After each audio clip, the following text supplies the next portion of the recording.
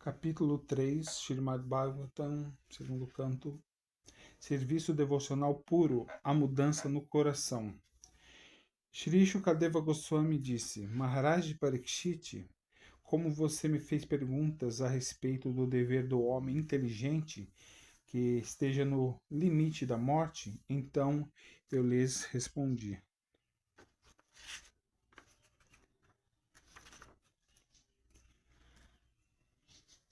Aquele que deseja absorver-se na refulgência Brahmajyoti impessoal deve adorar o mestre dos Vedas, o Senhor Brahma ou Brihaspati, o sacerdote erudito.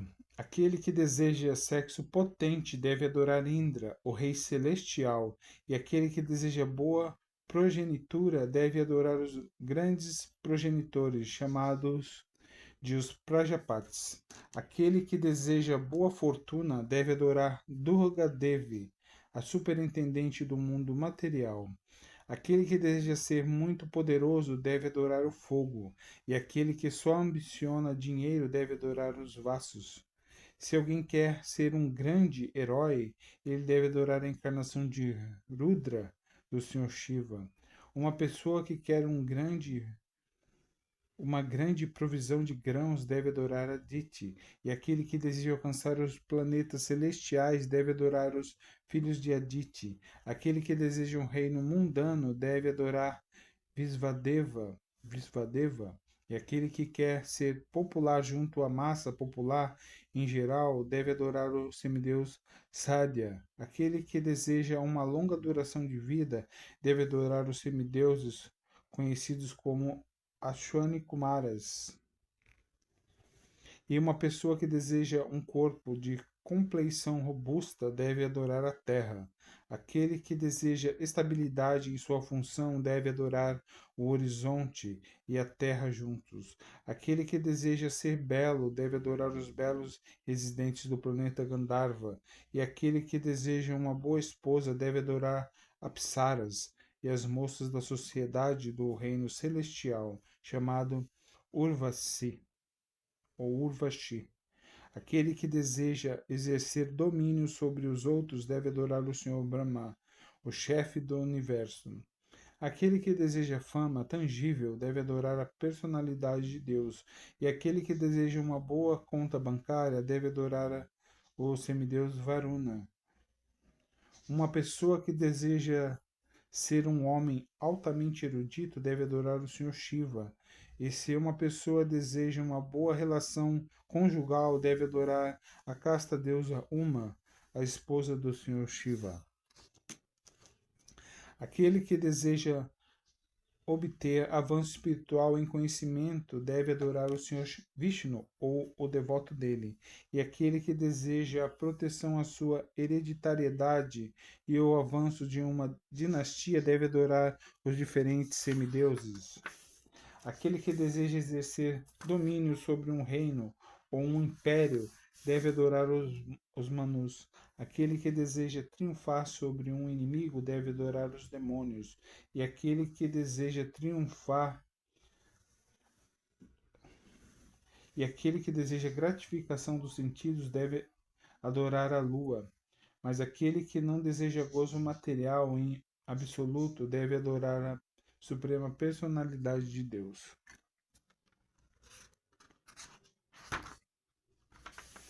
Uma pessoa que tenha uma inteligência mais aberta, quer esteja ela cheia de todos os desejos materiais, quer não tenha nenhum desejo material, quer deseje liberação, deve de qualquer modo adorar o Todo Supremo, a personalidade de Deus.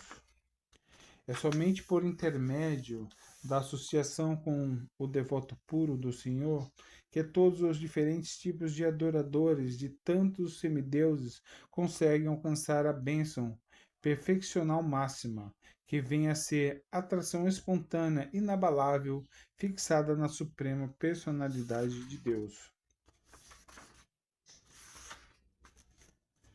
O conhecimento transcendental em relação ao Supremo Senhor Hari é o conhecimento que resulta na suspensão completa das ondas e redemoinho dos modos materiais. Tal conhecimento nos traz satisfação por estar livre do apego material. E como é transcendental, as autoridades o aprovam. E como é transcendental, as autoridades o aprovam. Quem conseguiria não se deixar atrair por ele? Shaunaka disse: Shila Shukadeva Goswami, o filho de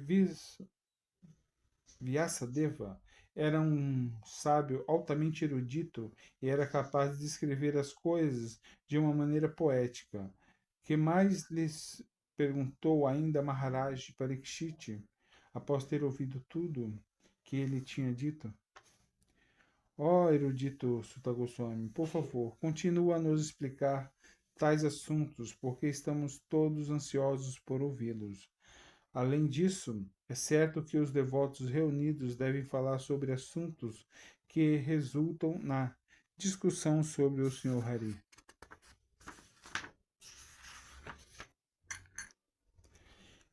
Desde criança, Maharaj Parikshit, o neto dos Pandavas, foi um grande devoto do Senhor. Mesmo quando brincava com bonecos, ele costumava adorar o Senhor Krishna, imitando a adoração à deidade da família.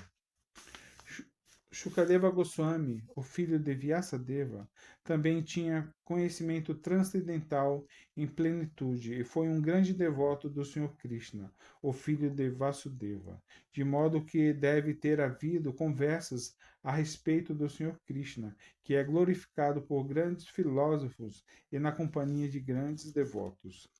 Sempre que o sol nasce e se põe, ele diminui a duração de vida de todas as pessoas, exceto da pessoa que utiliza o tempo discutindo os assuntos da super excelente personalidade de Deus.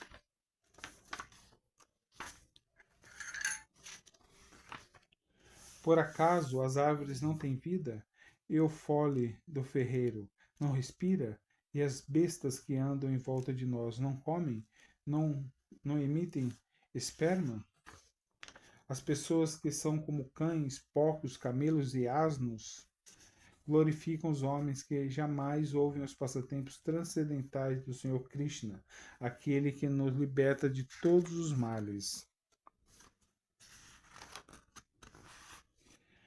Considera-se que uma pessoa que não tenha ouvido as mensagens sobre a habilidade extraordinária e os atos maravilhosos da personalidade de Deus, que não tenha cantado nem entoado em voz alta as canções sobre o Senhor, que são dignas de serem cantadas, possui orifício auriculares como os das conchas, ou uma língua como a língua de uma rã.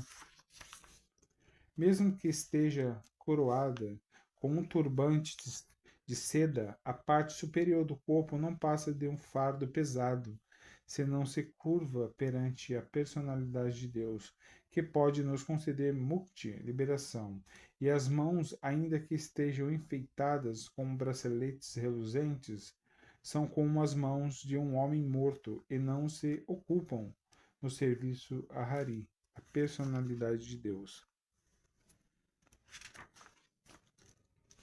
Os olhos que não olham para as representações simbólicas de Vishnu, a personalidade de Deus, suas formas, nomes, qualidades, etc., são como os olhos gravados nas plumas do pavão, e as pernas que não andam para lugares sagrados, onde o Senhor é evocado, são considerados como troncos de árvore.